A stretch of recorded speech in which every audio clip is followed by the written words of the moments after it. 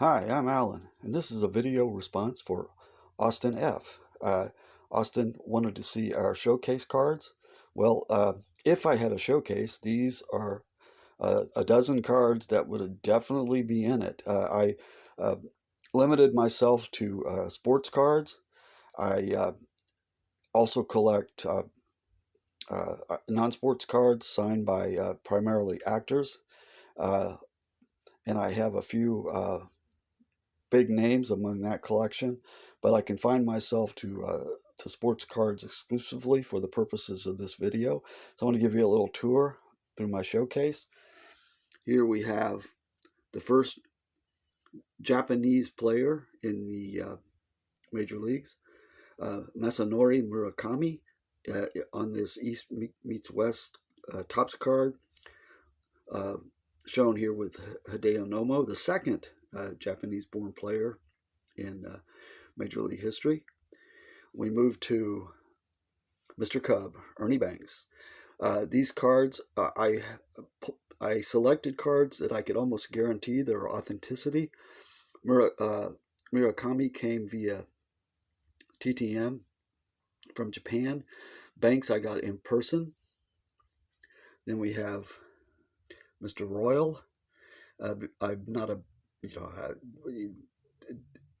irregardless of Mr. Brett's personality, I am a Royals fan and have been since year one, 1969. So I felt obligated to include a card signed by the best Royal ever, George Brett. Then we have that was acquired in person. Then we have a TTM acquisition. I just love the photo of Yogi Berra jumping in Don Lodgerson's arms after his perfect game in the World Series in 1956, the year I was born. Then we move on to a Jackie Robinson card signed by his daughter, Sharon Robinson. I also acquired this in person.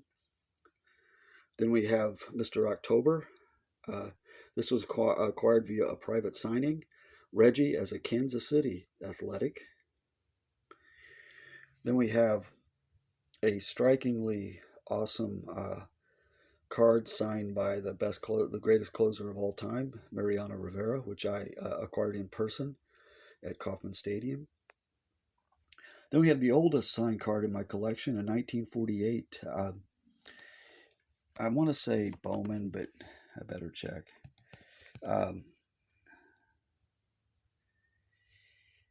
It's not coming into focus. Let me look here. I believe it's Bowman, but it's a card signed by Packers receiver Nolan Loon, who was an assistant coach at the community college in my hometown of Coffeyville. So I acquired that in person. Then we moved to the greatest Jet of all time and my number one sports idol, Joe Namath.